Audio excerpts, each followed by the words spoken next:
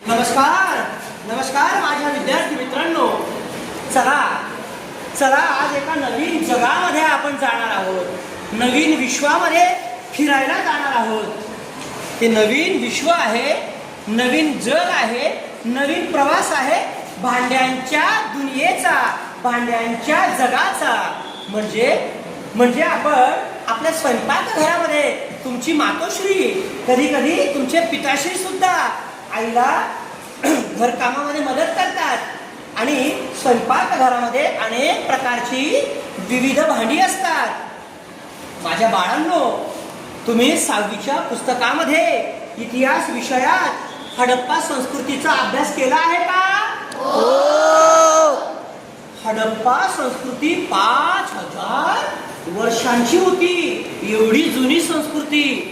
मात्र 5000 वर्षांपूर्वी हडप्पा संस्कृतीचे लोक मातीच्या भांड्यांचा वापर करायचे, भांडी बनवायचे.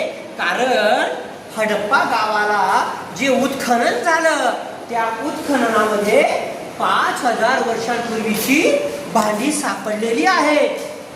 बघा, पुरातन प्राचीन काळापासून मानव भांड्यांचा वापर करत आलेला आहे. जसा जसा धातूंचा शोध लागत गेला, तसे तसे धातूचे वेगवेगळे भांडे माणूस वापरत गेला आणि काही भांडी नवीन तयार झाली म्हणून जुनी भांडी माणसाने वापरणं बंद केली. असं असून सुद्धा आजही आपल्या स्वयंपाकघरात पूर्वीपासून दगडाचा खलबत्ता वापरला जातो, दगडाचा पाटा वरवंटा वापरला जातो. तर भांड्यांचा आपल्याला कसा उपयोग आहे? जे आपल्याला मदत करतात त्यांना आपण मित्र म्हणतो. भांडे सुद्धा आपले कोण आहे? मित्र आहेत. चला तर मग 7वीचे गुणवंत नाट्य रसिक, नाट्य कलावंत विद्यार्थी तुमच्या समोर भांड्यांची दुनिया सादर करणार आहेत. मी त्यांना आवाहन करतो, टाळ्या वाजवून स्वागत करा.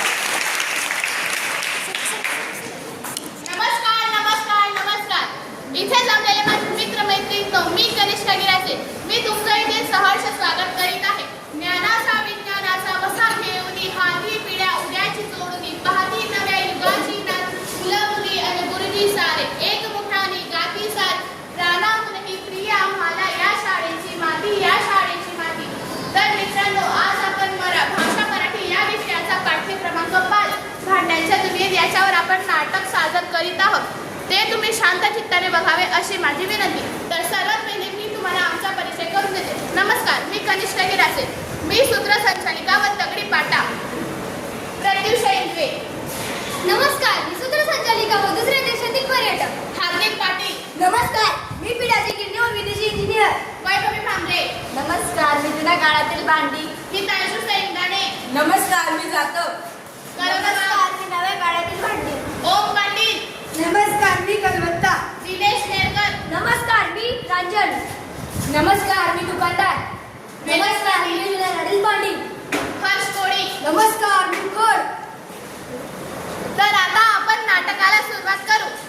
तर आता एक विदेशीय मुलगी आपल्या भारतात येऊन एका दुकानदाराला आधुनिक काळाच्या भांड्यांच्या बद्दल काहीतरी विचारत आहे. ते तुम्ही बघा.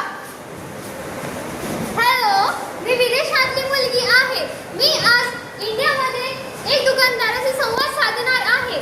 चला तर बघूया. मी भांडी विकणारा दुकानदार. दुकानदार, इकडे काय विकतोयस? हे जुन्या काळातील भांडी आहे.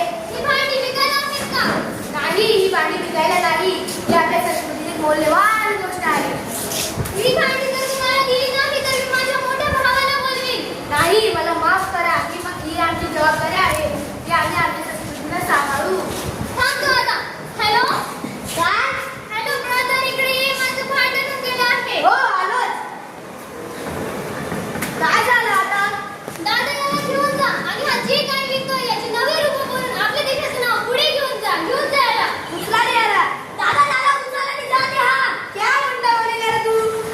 थोडा वाढा. हा भारताचा भांडी विकणारा विदेशी लोकांना आपली संस्कृती टिकावी म्हणून भांडी देत नाही, म्हणून त्याला आता पकडून घेण्यात आलेलं आहे. तर आता आपण पाहिलं की कसं दुसऱ्या देशाच्या लोकांनी आपली संस्कृतीचा वापर केलेला आहे. तर हे तर फक्त ट्रेलर होतं. पिक्चर तो भी बाकी है. म्हणजे अशी नाटकाला सुरुवात आता होईल. मी मंचावर प्रत्युषा यांना बोलवते. नमस्कार मित्रांनो, मानवाच्या प्रतीकपासून आपल्याला अनेक बदल पाहायला मिळाले. यातून आपणास मानवाची प्रगती दिसते. आजचा आमचा हा प्रवास तुमच्या आजीच्या स्वयंपाकगृहापासून ते तुमच्या आईच्या स्वयंपाकगृहापर्यंत राहणार आहे. आता मी हिराजी साईंना इथे आमंत्रित करते. धन्यवाद. नमस्कार. काय मुलांना ओळखलं का मला? मी जातं म्हणजे आपला घट्या. एकेकाळी माझा उपयोग धान्य दळण्यासाठी व्हायचा, पण आता लग्न समारंभात थोडं दळण्यासाठी होतो. मी पिठाची गिरणी खडाखड खडाखड. काय तुम्ही जाताची वेळ ऐकतात? आता प्रत्येक घरात स्वयंपाकगृहात फक्त माझाच वापर होतो. जातं कुठे दिसतंच कुठे तुम्हाला? मेहनत कम समय की बचत. अरे हो, खरं आहे, पण माझ्यामुळे गृहिणीचा व्यायाम व्हायचा, आरोग्य टिकून राहायचे. तू विजय सांगणारा मी नाही. अरे अरे, असं भांडता कशाला वाद नको. तू कोण? थोडा ओळखलंच नाही. तू आली one what are you doing here? अरे बाबा, मला समजेल अशा भाषेत बोल की मी दगडी पाटा. दगडी पाटा म्हणजे मसाला वाटाणा पाटा. हा माहित आहे, तू दगडी पाटा आहे, पण दगडच आहे ना.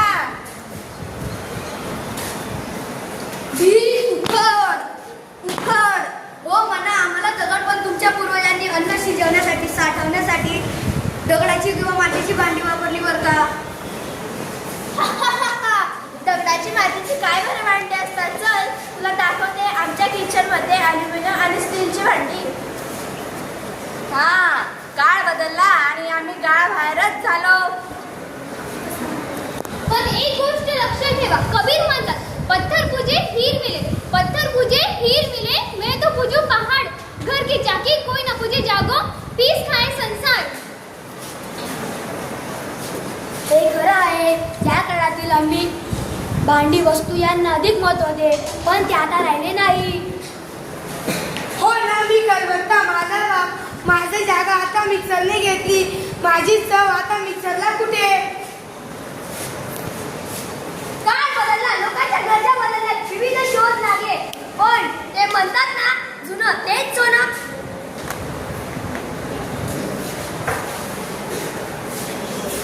आपण नव्या गोष्टी स्वीकारल्या असल्या तरी जुन्या गोष्टींना विसरता कामा नये.